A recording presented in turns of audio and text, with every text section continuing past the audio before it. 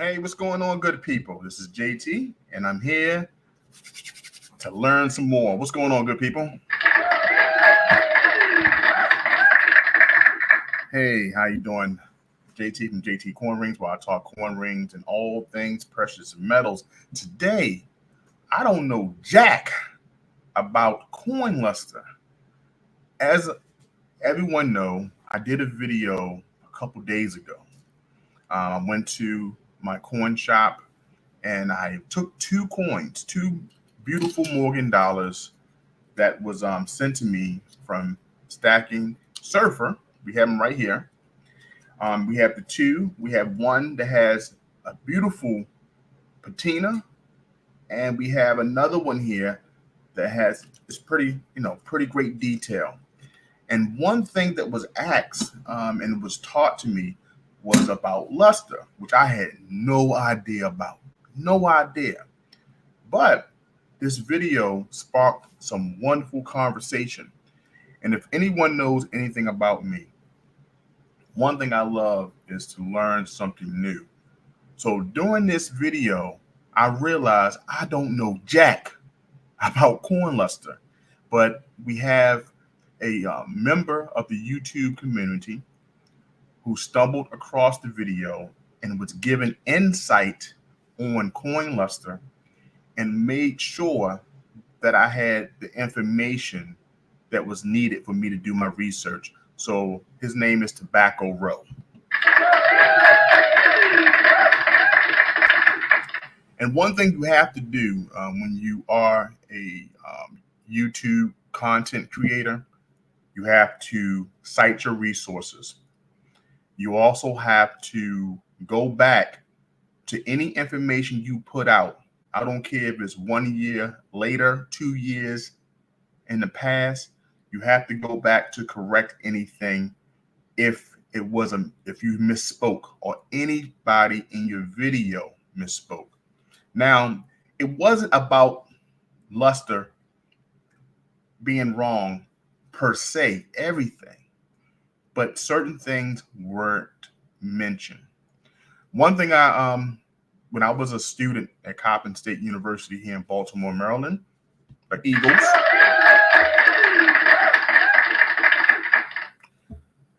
I had a teacher. His name was Dr. Murdoch. And one thing he taught me in histology, which is the study of cells, pathology, anatomic pathology, because I am a histotechnologist. I've been one for the last 20 years. Been in the laboratory sciences in the major hospitals here in Baltimore. But I wouldn't have been a histotechnologist if it wasn't for this one lesson taught by this great man. He said, Mr. Toe, I need you to learn at least 5 things about one thing before you speak. Learn 5 things about one thing before you speak. Then, once you learn 5, learn 10. Then learn 15. Then learn 20. Because when you speak, you want to make sure you speak correctly. Okay? So, one thing I'm learning, I learned one more thing about luster. And we're going to go through some of those comments today. But before I go any further, I want to thank everyone inside the chat. So let's do that. Let's go to the beginning of the chat and see who was here first. We got Tobacco Rose in the house. What's going on, sir?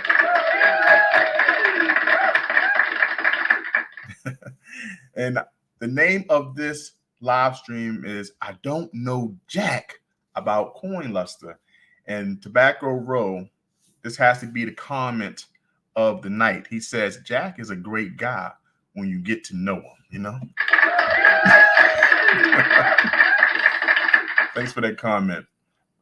Then we got Rockamaz in the house. Rockamaz, how you feeling? One thing for sure and 2 things for certain. When a live stream is started, I'm going to see my friend Rockamaz. Rockamaz, always good to see you. We also have, who else we have here? They had a great conversation. Got a lot of things that they were talking about, retirement and everything here. We got David Carlisle in the house. David, how you feeling? Thanks for coming in, David. Always good to see you, my friend. We have my friend Chaos Rain in the house. What's going on, Chaos?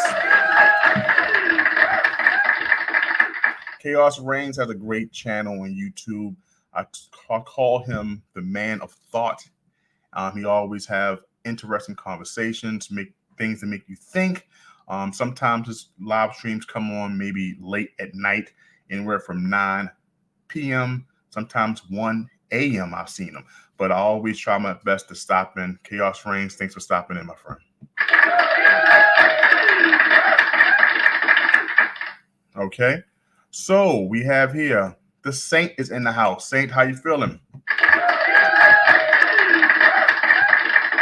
I appreciate you coming in, my friend. Thank you so much for being here. So this conversation was sparked by Tobacco Row. Tobacco Row is in the chat, and I want to make sure that I show everything that was discussed in the comments. As they say, it goes down in the DM. Today, it went down in the DM, which I thought was a great discussion. I went on Tobacco Row's channel and checked out the videos that he was talking about luster of the Morgan dollar, the cleaning of the Morgan dollar. For those who don't know Tobacco Row, and if any one of my moderators are in the chat, please drop Tobacco Row's channel so you can go check out those videos in your leisure. Tell them that JTCoinRings sent you, okay?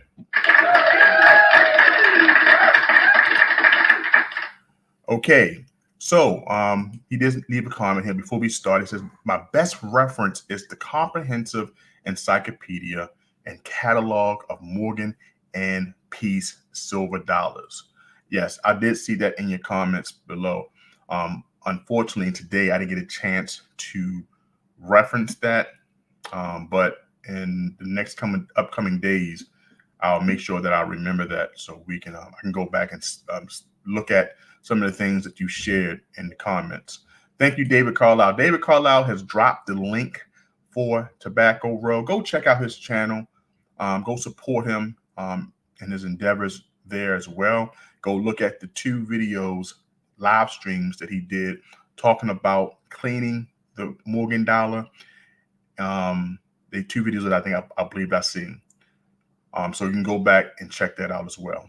Okay. So Chaos Rain, before we start, says, I hope as your channel grow and more viewers, you will bless me with a wrench and at JTCoinRings. Most definitely, Chaos Reigns. Yes, most definitely, brother. You definitely get a wrench for the channel. You're definitely a friend of the channel. And I'll make sure that I put your link in the description below with the rest of the friends of the channel as well. So let me go ahead and do that now before we start. So guys, before we start looking at all the comments that were left and discuss this in more detail, I hope to have Tobacco Row up so we can speak if he has time to speak as well, so we can share some points. I love this aspect of the community. It's about learning. It's about correcting what you don't know or something you stated. And I'm all about that, especially on the JTCoinRings channel. But before we go any further, guys, let's go ahead and take this short break, and I'll be back as soon as we commercial's over. Take pride in your stack and wear it. Johnson Toe is an American craftsman who could take your favorite coin design and create art that you'd be very proud to wear and something very special to share. JTCoinRings, handcrafts, handmade jewelry, especially for you.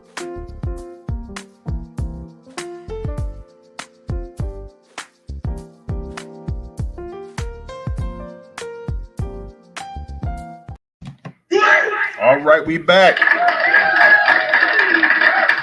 All right, that's JTCoinRings, guys. If you want to support the channel, you can hit me up at JTCoinRings.com, where I have my coin jewelry. If you'd like to support the channel by PayPal, you can hit it at JTCoinRings@gmail.com.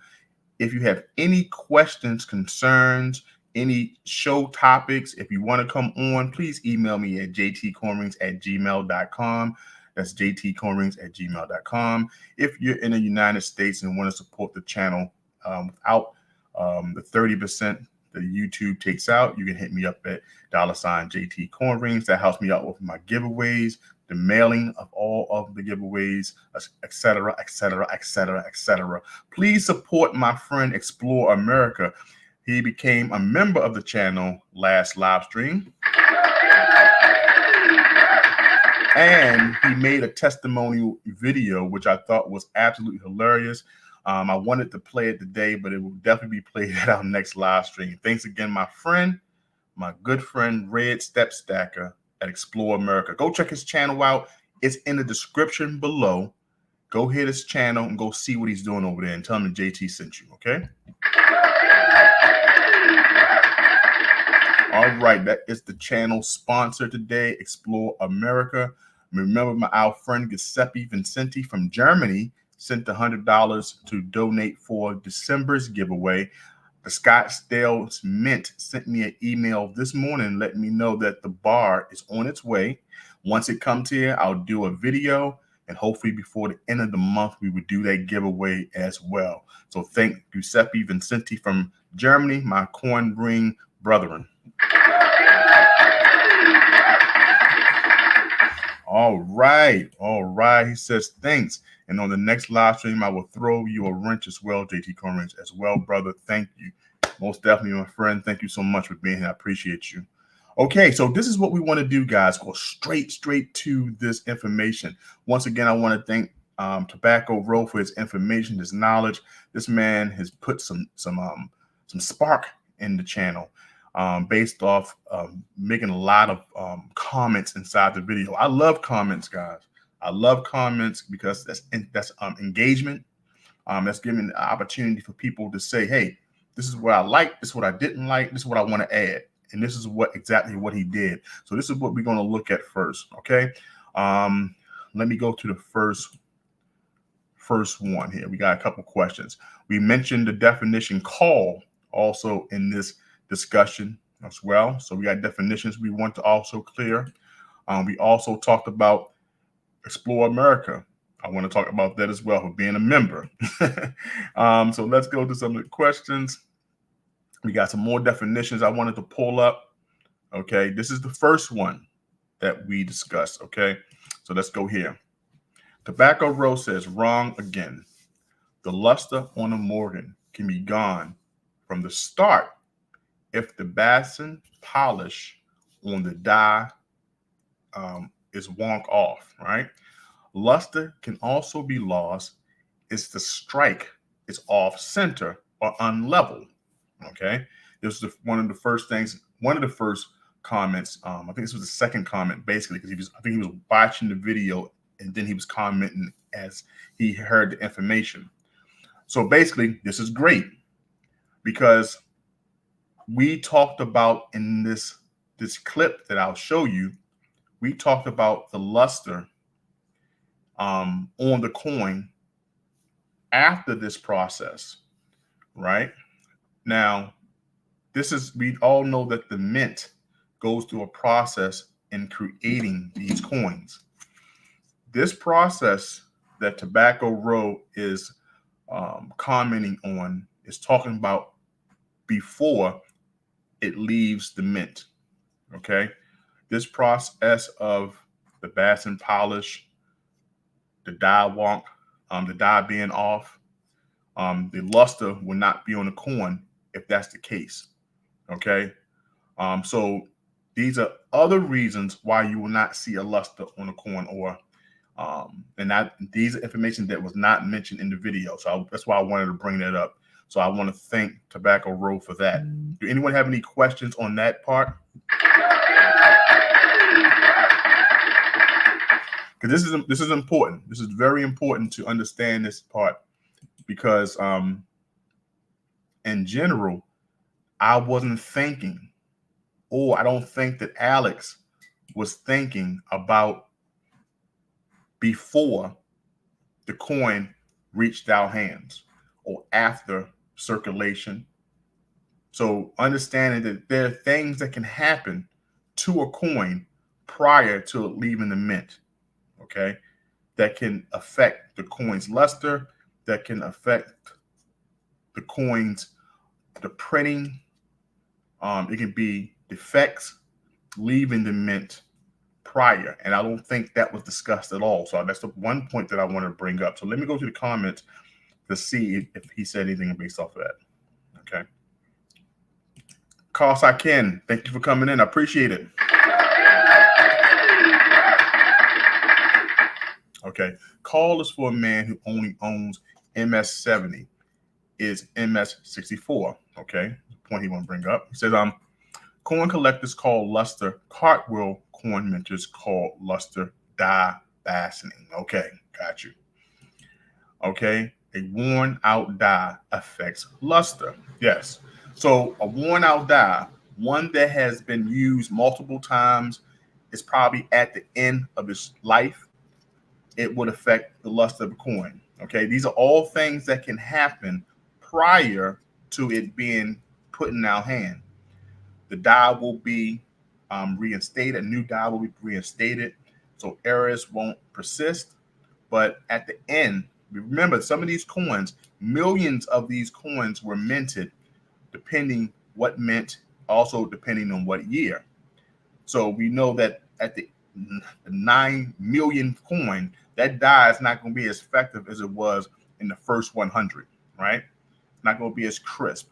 And we also know that it's going to be some mistakes. Sometimes the planchet goes in, it may go in wrong, it may hit on the wrong angle. So these things affect the luster for sure. Okay, we got OC Stacker in the house. OC, how you feeling? Okay, so we got another comment by Tobacco Road. He says the luster can be put back on a worn die at a number of times. Okay, well, I want definitely, if we have an opportunity to come up, if we have a stable internet, I want you to explain that the luster can be put back on the worn die a number of times. Okay, this is more information coming in. This is hot off the press, guys. Hot off the press. Tobacco Row was giving information about luster. Remember, I don't know jack about corn luster. Okay, so I'm learning right here. He says also another comment, the more times you redo the luster, the more you lose the image profile. I'm sure. Okay, this is other information. All right, this is good information here. So let's keep on. Let's go to another comment as well, because I want to make sure that we get all the comments in. I know I put them here. Okay, boom. Okay, this is about the copper round. Okay. All right. This is from the luster of a coin explained. It's the same video. That is not $35 anymore. The price has gone up. Okay, now this video was done like about 4 days, maybe a week ago. The price of silver has definitely gone up, and the coin value would go up as well. So at the time of the video, I was at the coin shop, and the coin was $35. He says up $40. Okay, then he explained here about the basin polish, the die being off. And he also explained here that the luster does not go all the way across the coin. Luster is only in the coin basin. The face on the coin should have a frosty polish. I have a video explaining how this is done. On a reverse coin, the basin is frosty and the face is proof-like, backwards, cameo, LOL. More information.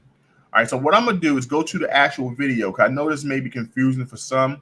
So what I'm going to do, I'm going to go straight to the video so we can see exactly what being discussed, okay?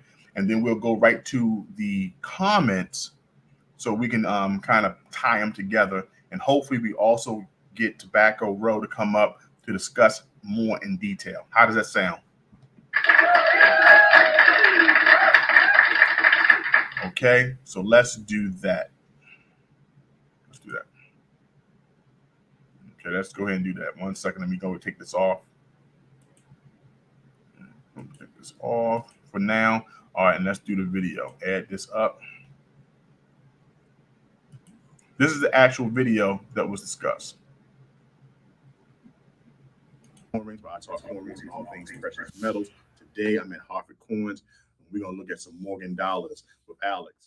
The Morgan dollar has to be America's favorite coin, not just because of the look, but because of the history. I took 2 coins to my favorite coin shop in Baltimore, Hartford Coins. These coins belong to the Stacking Surfer. Alex talks about luster. So let's check out this video and learn about luster. 2 Morgan dollars here, one of which is also an 1884 Morgan dollar. This one made at New Orleans. It has the O mint mark on the back where we were looking at the 2 C's on the other coin. This one has an O mint mark. That's New Orleans. Yes. And this is a pretty nice looking coin. These are from Stacking Surfer. He sent them in to make coin rings out of, but I think he will definitely change his mind after seeing this video. Well, this one, it wouldn't be too bad to make a coin ring out of. It's an 1879S. It's a common date coin. It's not worth a whole lot over its silver value. I mean, a coin like this is probably around $30. But this coin, it would be sad to make a coin ring out of this. This is a nice enough looking coin that it has some value just because of the condition. This is a coin that would sell for somewhere over $60. Okay. Just because of the condition that it's in. Not a rare coin, but it's in nice shape. And what makes it a coin, of that $60 stand out? What are you looking for? And how can you gauge that?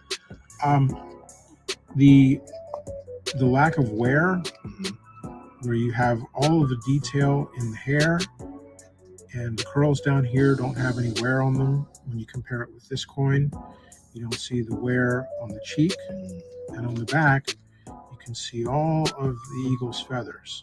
Okay. Pretty clearly defined. And then the coin also has what is called luster, which is not an easy thing to describe in a short explanation, but it's the surface when a coin is brand new has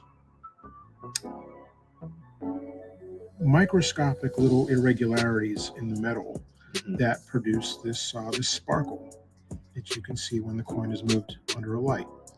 Wow. That is not something that you can bring back once it's gone. It goes away after a coin has been handled just a little bit. Okay.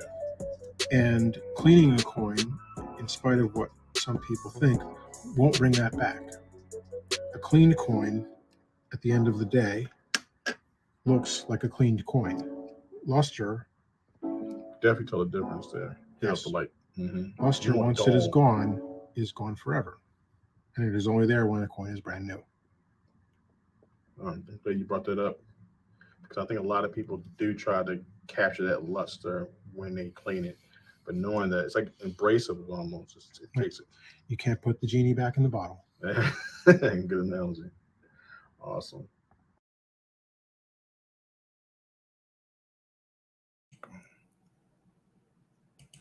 All right, so far, this is what the first mention of luster in this video. Now, he did discuss it more in detail, and I did cut that portion out just because I cut this video in 3 parts. One video that was explained on the Stacking Surfer, because those 2 coins were the ones that he sent here, and these are the ones here. So he wanted to kind of talk about how this coin was different from the tone one and also the clean one. So in great detail, he didn't go, but we did have a discussion that probably was caught on camera and also off camera. Okay. Then I found the video on luster that explained it in more detail. And this is what I'm about to show right now. Okay.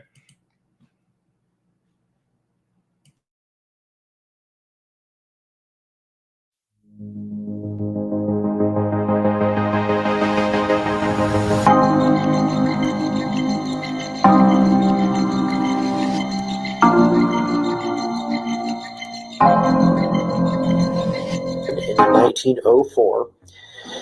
Now, first we're going to focus on the 1921, and I'm going to place it here into the light. Identifying luster, and what luster is the way the light transfers off the surface of the coin. To see a coin's luster, you need to rotate the coin and see if you can see what's called the cartwheel effect. So that is what I'm doing right now. As I tilt the coin, sort of both back and forth and side to side, you'll notice that on the surface of the coin, there's a windmill or a cartwheel of light that goes sweeping around the surface in a circular motion. Let's see if I can point this out with the pen. So as you see the luster here, I move it, it's there, there, there, and back up and down and up and down. The luster goes all the way across the coin. So you can see that you can almost envision it like two triangles. So you have your coin. Your luster is going to be triangular like that. So this is going to move around the coin as you tilt it. That luster will disappear or become impaired for two reasons. One, because the coin has circulated, or two, because the coin has been cleaned. This is an example of a Morgan dollar that was created by PCGS. It was an MS-67. As you see, this coin here has beautiful luster. It shows the mintage of 9,730,000, minted at New Orleans, went at an auction for $18,850. It's very important to check all your Morgans. You want to check to see the luster, check to see if your coin has any blemishes, scratches, fingerprints. These are the things that bring the value down. So it's very important to check the condition of your coins. And we use microscopes like this in order to do so. Always check the condition. It matters. So here's a good example of how condition can affect the value of a coin. Okay. So a point that Tobacco Row was making here, he said he should draw a face on it and say no luster on face. Face is frosty, which the point is well taken. Because when he was doing the cartwheel, it kind of stopped at a certain point when he was showing it. And because the face is frosty, it wouldn't be as reflective as the other parts of the coin. Are you saying that, Tobacco Row? Is this what you're saying? And it should be a face drawn in there and let them know this is where it basically stops. So it doesn't go all across the coins, what you're saying when the cartwheel is being shown. Okay, I just want to make sure that I'm clear on that. Okay. Okay, so we got a copy. I'm about to right here put in the chat the link. He says the face is frosty polish. Okay, it's a frosty polish. So basically, the cartwheel would not be on the face as he drawn two triangles. So basically, the triangles will stop at the face. In the cameo, it is a mirror polish. Okay, all right. So I dropped the link. We're going to try to see, can you come on to explain more in detail so we can have a more discussion on this topic. I want to go to some more of the actual comments here that I put in. So I want to go to this video. So can I go to this video and go to the comments? It may be easier this way. Let me see. Let's go down to the comments. This is the best part.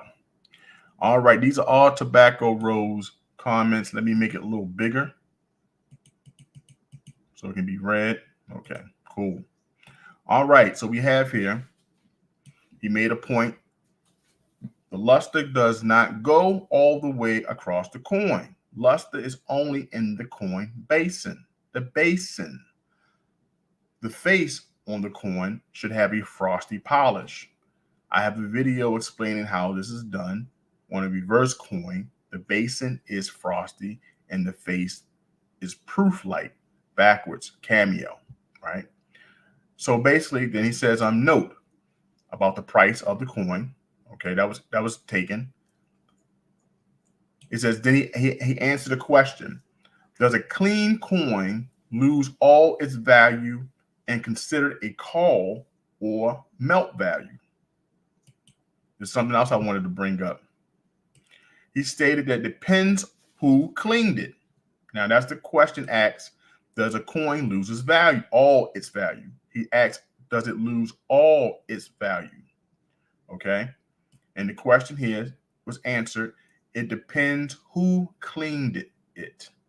Generally, a circulated Morgan, this one that's in circulation, one that we have in our hands, is around $35, as stated in the video. I paid $40 free shipping for my last one. If you clean it with steel wool, it could be as low as $28. If you clean it with Rembrandt Plus, it might increase the value of the coin to $36 or more.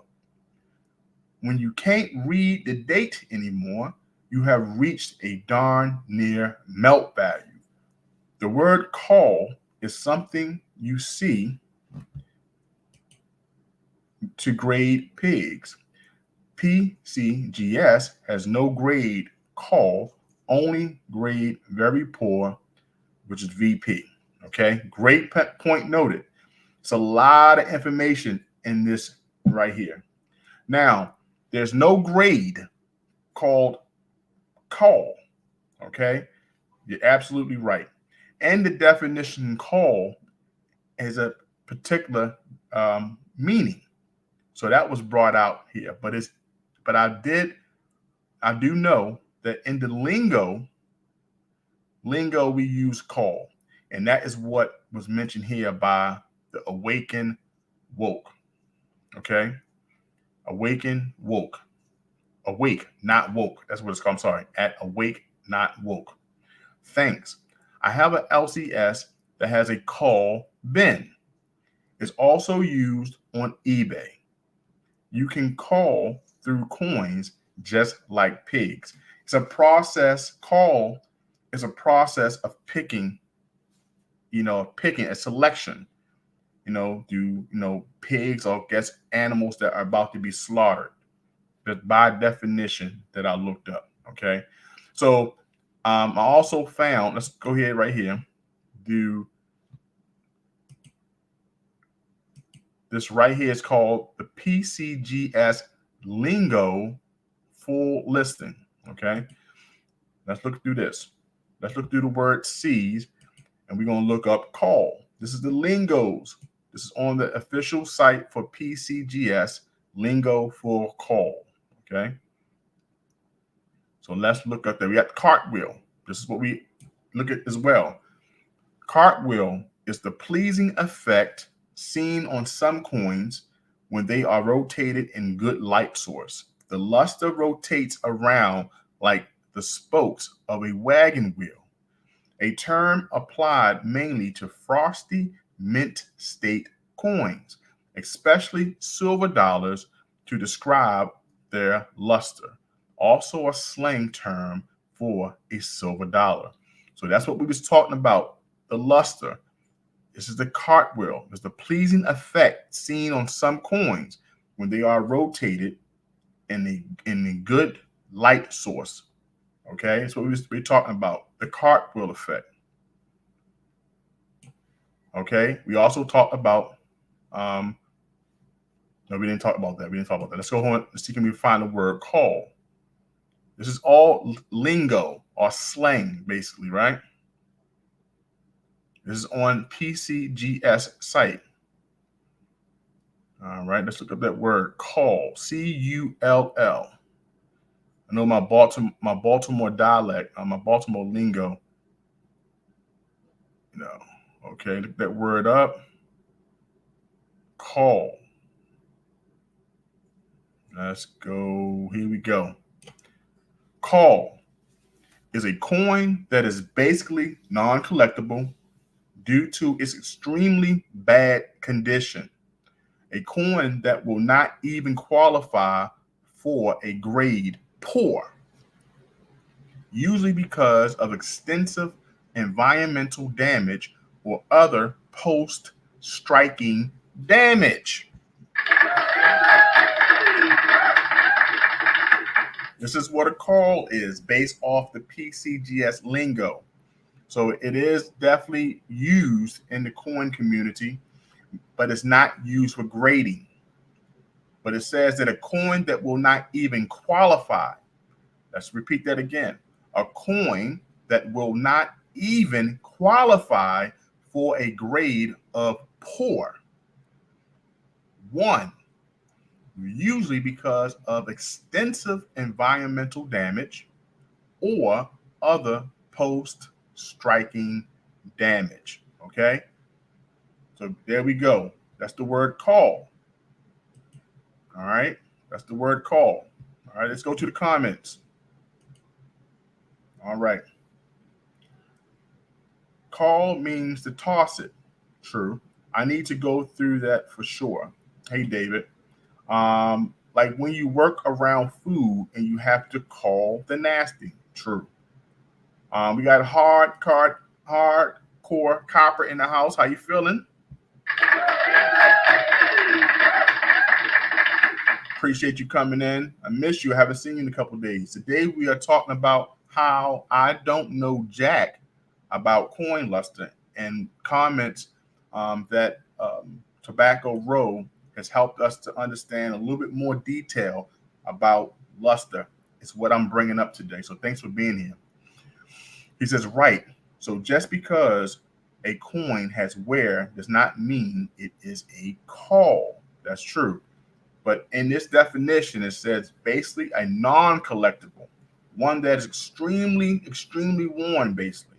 I have one upstairs, and I wish I had it down here. I may go get it through the next break, and it says a bad condition, a coin that will not even qualify for a grade of poor, because you did mention about grade, usually because of extensive environmental damage or other post-striking damage. Okay. All right.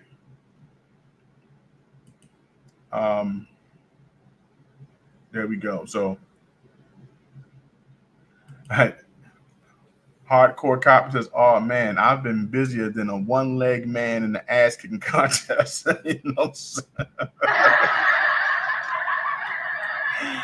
Yeah, you've been pretty busy. Well, I'm glad you made it today. All right, I'm gonna put the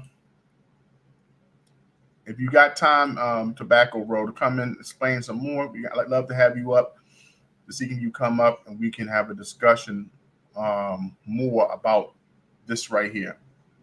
But I did want to bring this up. I also want to show something else. Let me see if I can find it. I want to show something else. Okay, Tobacco Row states that a very fine 39 is my favorite grade for prepping. Okay. Very fine. Okay. You know I love your stovetop. Yes, my stovetop stuff. Tobacco said collecting, I'll take a MS70. Yeah, most definitely. MS70, you can have a perfect, grade coin, mint state 70 coin. It's definitely a good one to have if you're collecting it. Yeah, most definitely. Hardcore says, sounds like me. I'm very fine. Yes, you are. Yes, you are. VF for sure. VF is hardcore copper. So I dropped the link inside the chat. I'll drop it again. If you can come up Tobacco Row, I would definitely appreciate it, so we can have the conversation, and also you can share some more. You can share some more of things you want to go. Yes, he says, I'll give the collector coins to my granddaughter. Right.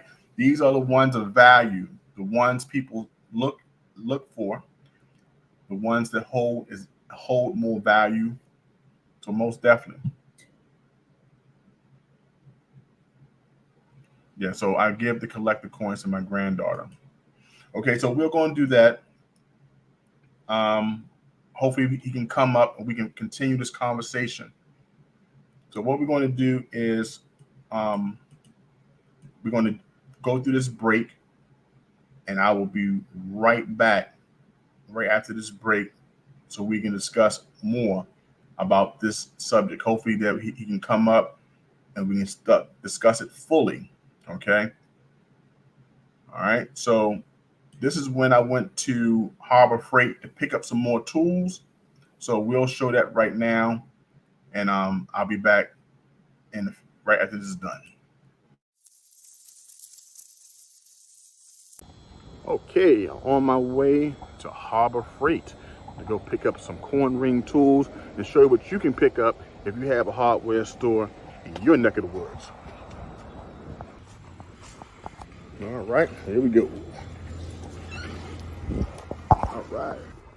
All right, now we're gonna look for the 6-ton press. This is what I asked for Durrell, and I use my 6-ton press like for everything. So here got some vices and stuff. You know, you always want to use this as well, especially when you're doing like sanding your rings. You want to add some detail, engraving. Pretty good prices here at Harbor Freight. This is the one I have. These are pretty inexpensive, $24. You have different sizes, different strengths. So always get a vice grip for your bench as well. I've seen a couple of these as well. When you want to sand the cut edge of your coin or even the reeded edge, people use these sanders. You can change the grit on them, or this could be the beginning one. You see that? Good price. It's $59. And you want to go a little bit more expensive here, but this is a pretty good tool to have as well when you're trying to do detail on your coin rings. You got different sizes here. You have your 6-ton press, 12-ton press. You got 20-ton press right here too. You don't need this big unless you're doing stamping. If you want to do like stamps or die impressions, 20 press is pretty good. Look at that, almost $300 for that. But if you want like a 12-ton press, this is a pretty good one right here. It's pretty big, can't put it on your desk. So you can get one like a 6-ton press. But this 12-ton, it's $169. Not bad. This is 1-ton press I have. They're out of this right now, but $70. I'll show you how that look on my bench. Okay, but if you get a 6-ton press, you can put that on your tabletop. It looks pretty good.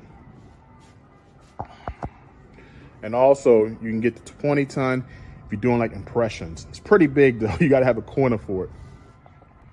And you definitely got to have one of these, right? When you want to polish your jewelry. So $69.99 is a pretty good price. You know, you can add certain wheels to it. Probably a little better than this, but these are probably good in buffing and stuff. So there we have it, guys. When you're looking at tools and stuff for the business. So like this was for Dave Pierce. And Dave basically asked what do you need for your coin ring business. And this is some of the things that I shared with him, because you gotta reinvest inside the business as much as possible. So I made a video for him exactly. So I just wanted to show you there. All right. But we got Tobacco Row in the house. What's going on, Tobacco Row? Thanks for coming up. Hey. Before we start, comment. I want to thank you for being as vocal as you was inside the comment section of that video.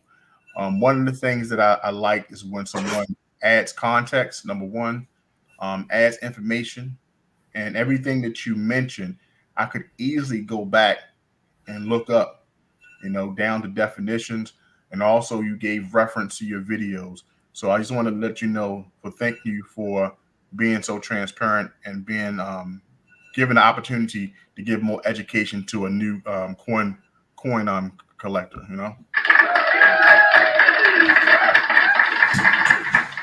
All right, so tell people about yourself. Let me know. Well, let's see. My grandma had 27 Morgan dollars in her sewing table. Mm-hmm. I guess to buy material with to make clothes. So eventually those got passed down, and I got 9. I have 3 brothers, so I got 9 of them. And that I got interested in because I'm like, I like to clean this one. But then I'm watching videos that says, no, never, don't, Uh-huh. And I'm like, hey, look, I got it for free. Somebody gave it to me. I'm going to clean it anyway. So that got me into all the aspects of cleaning. Mm-hmm. It got me yelled at and screamed at and whatever arguments. It's Right. crazy. Got you. I got you. So that got me into the hobby of Morgan dollars, and I look at the 69s and the 70s, 68s, and they're all so perfect, It's kind of, I'm looking at perfect after perfect after perfect. Mm-hmm. But when I looked at the ones that were like good or fine or very fine, extra fine, Mm-hmm. there's extremely huge variety. So as a hobby, it's a never ending. I didn't dress for this. I didn't know I was going to be on the camera. Hey, no problem at all. It's all about information. Anyway, Mm-hmm. so when I tell people I'm playing this coin and I like it, they would tell me no. And so that would lead into me examining, should I clean the coin? Should I not clean the coin? Mm-hmm. Sometimes it's who you're talking to. Right. Like a collector, he thinks mint state coins. All right. Mm-hmm. Don't clean them. And I agree. Right. If it's a mint state coin, you shouldn't have to clean it. Mint state means it's like it came from the mint. That's right. And it should be clean. Okay.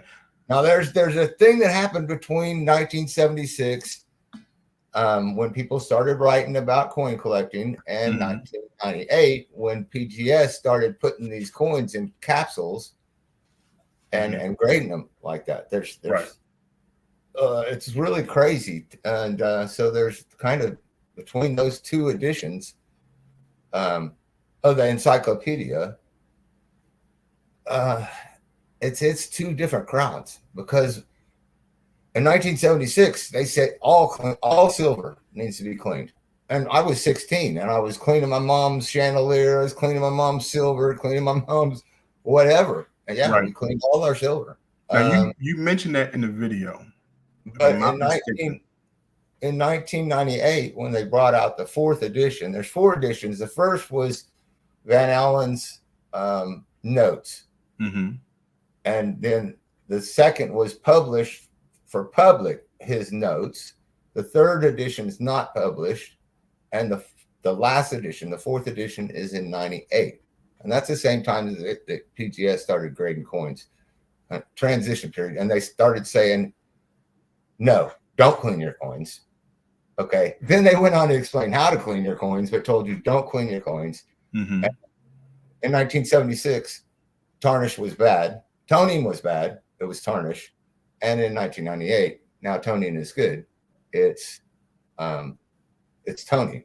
Natural toning or artificial toning? Well, toning is all a reaction of usually some acid with the silver.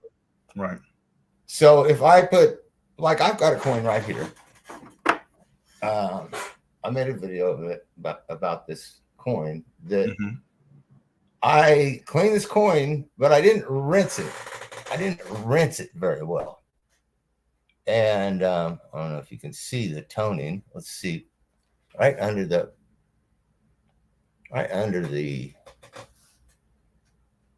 you can see it's starting to tone. It's starting to get a little gold there in the legs of the, under the eagle. Yeah, under the eagle. That's a year's toning, Mm-hmm. but that is perfectly natural. It was an accident. I didn't rinse it. If I rinsed it, it would look more like this. Okay, let me make which actually I don't have good lighting here, but this, if I got it in the lighting correctly, it's an AU59. It will do cartwheels. Yeah, but anyway, you was mentioning this. This is real toning from a year because I accidentally didn't get the toothpaste off the coin, and wherever it stayed on the coin, that's acid. It's fluoride, and it's going to start reacting. Right. So you could pick up a coin that could be a toning result from 5 years ago, totally natural. Something happened to it in circulation. It got something on it and made it toned. Mm-hmm. Or you could purposely put it on there a year ago and let it sit around for a year, and that's going to be a natural tone. So this thing with toning is very fishy. Right. There's no way that somebody can test this oxidized silver and say how long that toning has been on there. They can't tell you whether the toning's been on there for 10 years or whether the toning's been on there for 100 years or whether it's been on there for 5 years. So artificial toning in the way of taking, I have this coin actually, this coin here that I showed you. Mm-hmm. When I got this coin, it had varnish on it, and it looked like somebody had mixed the yellow pigment into the varnish. So it definitely can't be graded if it has varnish on it. That's totally against Rule 94. Okay, explain ketchup to me. On it. If it has ketchup on it, that's questionably as if it is going to violate Rule 94, which is altered surfaces. If this coin had, it had varnish on it and it had some yellow stain on it, and I cleaned it off, and now it's silver. I think it's possible that somebody could have watercolored it and then varnished over the watercolor so it wouldn't come back off. That to artificially to make a fake toning. It's not really silver oxide. It's watercolor. So you could paint it. That would be fake. But I don't think anybody has a test for how old is the toning on that coin. Okay. You don't know for sure if there's any test. I have never heard of a test that can tell you the age of the toning on a coin. Okay. And if there's anything that I've got messed up, man, please. I am a vacuum cleaner for information on Morgans. I will suck up as much knowledge as I can. So okay, but hey, that's good. That's everything is good to know. From when I seen your comments, instantly I said, "Cool, more information," because I didn't even think about before a coin gets in my hand. Things that could happen that could affect luster. So just those 2 points alone added a lot of needed conversation, because I don't think people think about post mint. They think about, hey, I have it in my hand. This is the luster, but no one talked about in that video at any time things that could happen to affect that luster. Only after we had it in our hand and in a cleaning process, and that's one thing that I focused on. So when you mentioned it, it definitely helped me out to go back and look. And then I'm glad you're here to discuss anything else that you wanted to add about luster or things you've seen in that video. Let me, I'm trying to think about, since last night, what I wouldn't say is, what really made me say, wow, okay, I'm figuring it out now. I'm seeing it. Was when I started studying cameos. So a cameo, let's say we have a rod of metal, and we cut the top off of it. So it's flat on top, perfect circle, right? Okay. This is going to be our die. Okay. So then we modern day. Now I'm not, Anna Morgan, way back, I'm not sure exactly what they were actually. They were using different things. They were experimenting. But modern day, you would take your die or take your hub. The hub is you have inside out and outside in when you're making a coin. Like the coin is inside right, and the die is inside out. It's opposite, right? When you stamp it with the die, everything that was a cavity is now going to be a bump. You follow that? Yeah. Okay. And then anything that's not the image, all right, that's not pressed down into that circle. Yeah. All right, that's the basin. That's what they call the basin on the die. That's why a person who mints coins, if I showed you through this book, see, I have this book here. So if I showed you through this book, there's conversations between one mint would send another mint a letter saying we did this and this happened. Okay. Right? When they talk about the luster, they call it the coin basining. Because it's in the basin of the coins. It's that flat part that was originally there. Right? And you press images down into it. But the field, a lot of that flat part's still there. Right. So for cartwheels, all that polish goes, all the grain, there's ridges. When a reeded means like lines of straight lines. Straight, right. I don't know exactly how to explain this. It looks like reeds, like grass, all lines in the same direction, right? Right. You have random ones, or you could be fluting. You could have, which are consistent ones, but all these lines. So those lines are polished onto that leftover flat surface. And that is the field. That's what makes the field of the coin. So the guy who makes the coin, the minter, is calling that basining. He's calling that the basin. But the collector is calling it the field. Okay. Gotcha. The basin is a part of the die that applies the polish to the field. Now, if the polish is all reeded going to the center of the coin, it's going to turn cartwheels. If the polish is just flat, smooth, no ridges, no reading, it is completely smooth like a mirror, you're going to get a mirror image. That's a cameo.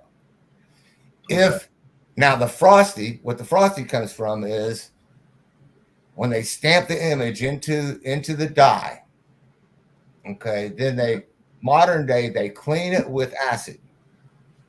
And that leaves a frosty appearance over everything, over the whole coin, face and field.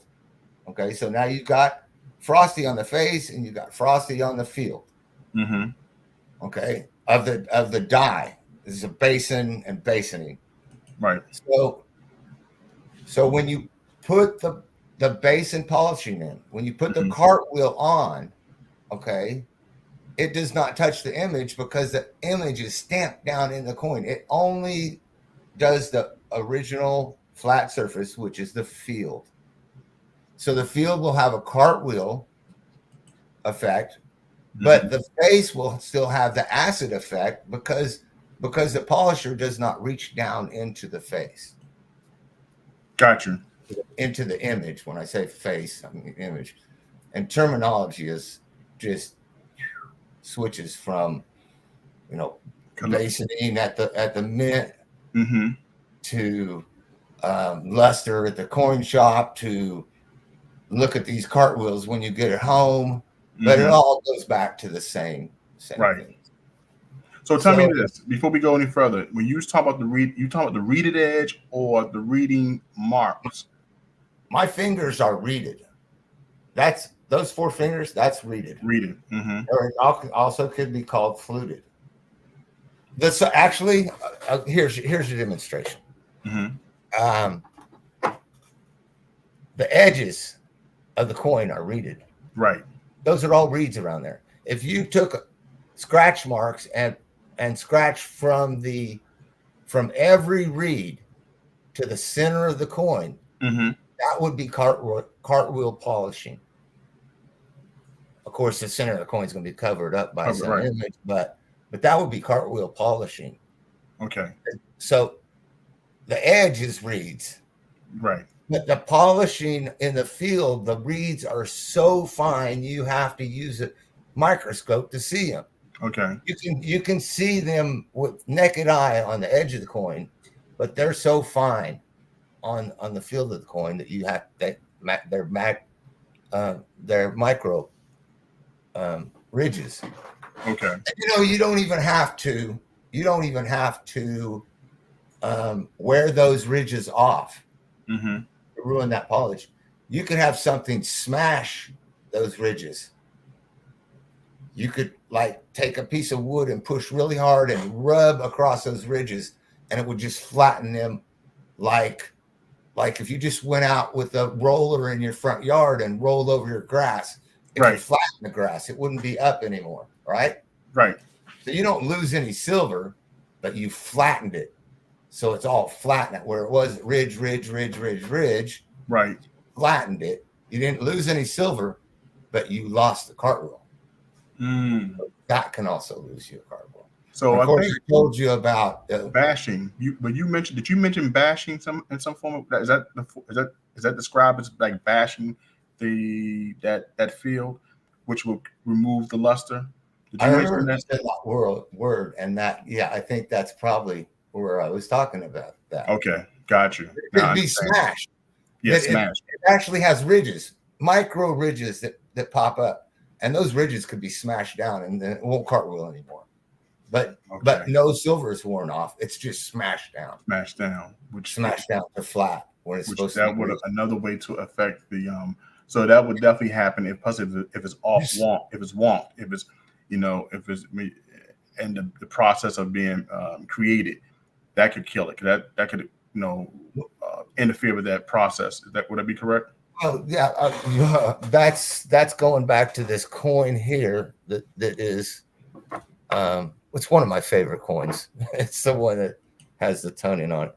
This coin, I don't know if I can show you, but I'll tell you. Okay. This coin is off center. The image is off center, just barely. I can show you a good picture in the book of one, but I'd have to look it up. They have a coin just like this, and the stars under the chin are almost not there because trying to get square, because the die was riding up on the rim. When they make one of these coins, they put the rim on it first. So the first thing is they bend this rim that goes all the way around it up. And then the die has to hit right in the middle of that. If the die hits any of that rim that's up, then it's going to be a bad strike because it's not supposed to hit anything before it hits the coin. Okay. So that striking the rim on one side and the field on the other side raises it up to the where it hits the rim. Right. And so that makes it unlevel. So this coin will have no cartwheel down here because it didn't hit strike good enough. Okay. Because it wasn't level, but it hit real deep and really put deep cartwheels in the top, because in the top it really pressed in, and the bottom it didn't press in. That's unlevel. And one thing that will unlevel the die is if it hits the rim, because the rim is already on the coin. Okay. When they put it in the collar. Got you. All right. The collar is the thing that holds the coin between the two. That you put the coin in the collar, and then your two dies stamp it in the collar. Interesting. Now, how much more was this coin worth because of that defect? I have no idea of values. When it comes to error coins, it's kind of, I don't know. I'm not sure. Because that's not post mint. That's in the mint that this happened. So this is a mint error, and it's actually in the book, and there's a picture of a coin look exactly like this one in this book. But this book doesn't have prices. This book describes, well, you have to get the 1998 edition.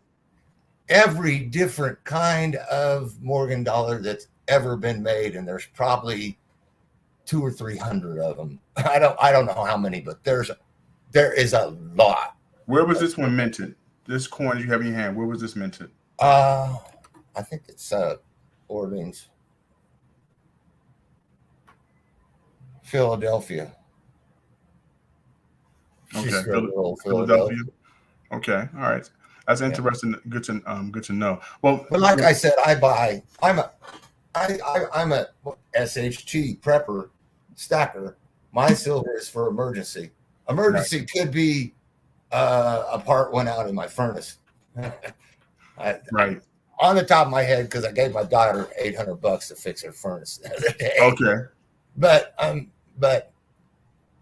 so I'm looking to stack silver in the most recognizable way. The coins that I think that most average everyday people would want to have, coins that I could easily go down to the the coin store and get some money if I needed to, or if something was to happen to the Federal Reserve.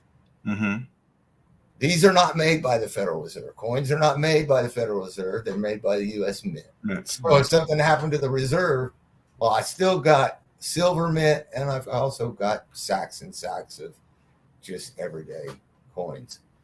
Tell me this: how long have you been stacking? And for SHTF, how long have you been doing this? Probably 15 years of just watching prepper videos on YouTube. Okay. Stacking I started in 2015. Okay. And then about 4 years ago when I got my grandma's Morgan silver dollars. And then my wife passed away, and I started drawing unemployment at 60. And so I was getting nice, steady retirement checks. Okay. And so I take out enough for 2 Morgan dollars every month for the last 4 years. Okay. Except for last month, because last month I bought Christmas presents for my kids. I actually bought this one for me. Okay. Last month I bought these Coca-Cola. Let me see closely. I bought one of these Coca-Cola mirrored. And and these will scratch very easily. You don't even want to touch this with cotton. But so I got those. I got a bag full of them here. Pretty nice. Christmas presents. Look, I have you got your Christmas present. I mean, I tell you, you've been doing good. 15 years prepping, and since 2015 stacking silver along with the collection that was passed down from your grandmother. It sounds pretty good to me, man. That got me into consistently buying 2 very fine Morgans. Okay. So you're very for fine. 4 years. Okay. So I got about around 100, a little over 100 maybe. That's not bad at all, and that's a good steady way to do it. I think I'm gonna use that technique you just described. Wow, you really got something to look at there, because do you want to take an MS-68 Morgan silver dollar and put it in a coin smasher? Right.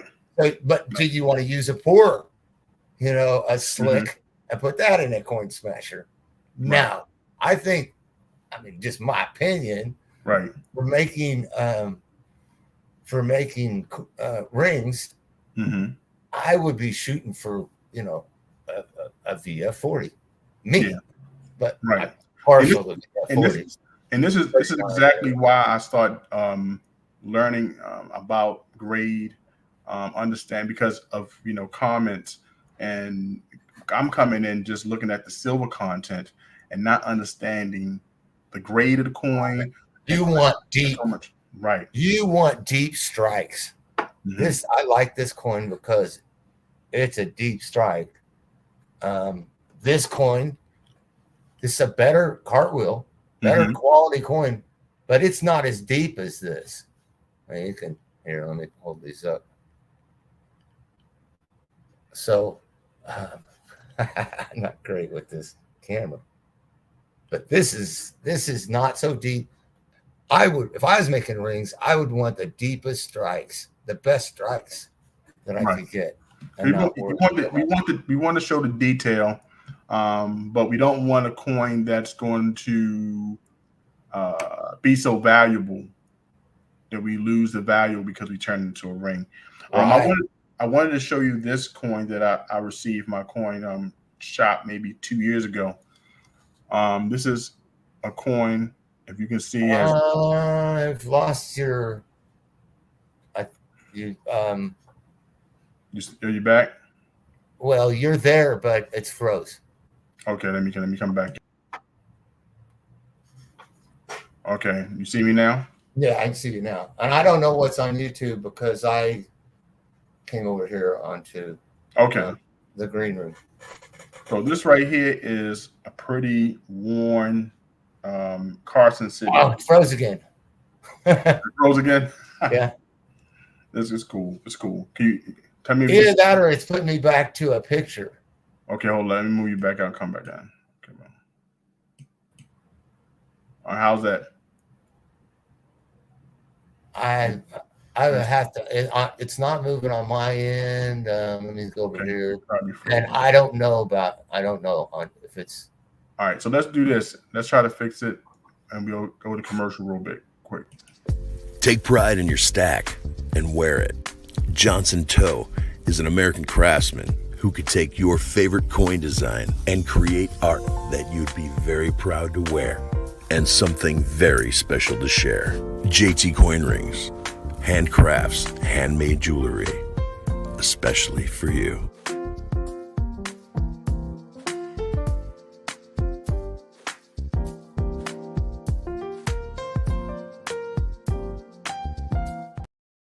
Okay, guys, we are talking to Tobacco Road. Tobacco Road made some comments that were very helpful on the last video that we talked about luster, about the Morgan dollars. So we were discussing those comments. Go to the beginning of this video and also go to the video to read the comments, leave your discussion points, and it can be a learning environment for us all. We're coming down to the last couple of minutes of the live stream. Are you there? Are we back up on your end? I can see me moving, but for you, I just got a picture, but I don't know if on YouTube because I'm on a really, and it could be me, could be my end. I'm on my phone's hotspot. Okay, that's probably that's probably what it is. Slow internet. That's cool. That's probably what it is right now. But last words. Tell people about your channel, and I would like to have you on again to talk about this in more detail if you would like. Because I really like your perspective and like the knowledge that you're giving me right now is making me interested in learning some more. So tell people about where the channel, where they can find you, and your last words. I hope I'm not in my T-shirt next time. You got me off guard there, so I'll try and dress proper. My channel, I originally made it because Obama put a sin tax on cigarettes, and so I started tobacco farming. Okay. I started growing my own tobacco, but now I roll my own tobacco, and I use pipe tobacco, so I don't have any money problems with it anymore. But I do need to get out there and grow some more tobacco because it's a beautiful flower. It's a beautiful plant. Okay. But, from there, this channel, I've got other channels. I've got troublemaking channels. I got 15 years of broadcasting and video editing and vlogging and battling and all kinds of stuff. But this channel, Tobacco Row, is kind of where I've kept my grandchildren and my kids and my grandchildren growing up. Like Raylan's on here. Me and Raylan and I made probably 10 or 15 ice skating videos and bike riding videos. It's just, she's about the same age as your daughter is. And taught her how to swim, taught her how to ride a bike, taught her how to roller skate, taught her how to ice skate. Took her to the park, make videos all the time, and stuff. But silver has become part of my retired life. I mean, it's my hobby. So my channel is not a silver channel. It just has things but I watch everybody you probably watch, or most of them. I watch as many silver.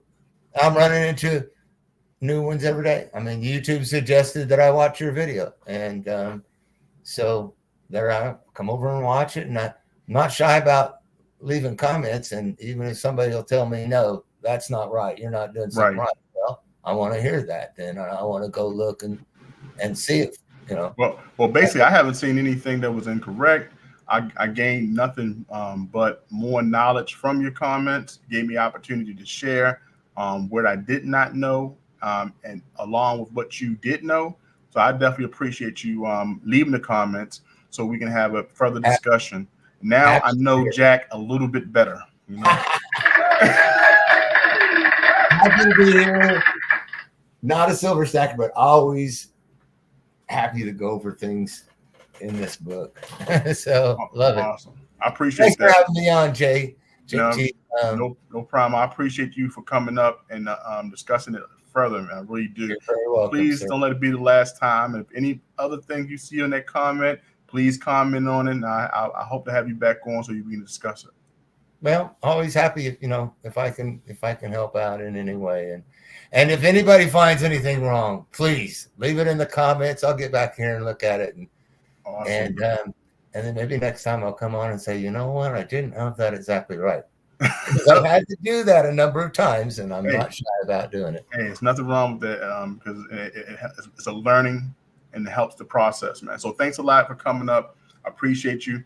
Guys, thank you so much for joining us for the live stream. For those who stayed and left comments, I appreciate you. This is another episode of JTCoinRings where we talk. I'm leaving studio. Bye-bye, Jay. Bye-bye, JT. We'll see you. Take care. That we talk coin rings and all things precious metals. Another opportunity to learn. So, guys, take care, and I will see you next video. Peace. Take pride in your stack and wear it. Johnson Toe is an American craftsman who could take your favorite coin design and create art that you'd be very proud to wear and something very special to share. JTCoinRings, handcrafts, handmade jewelry, especially for you.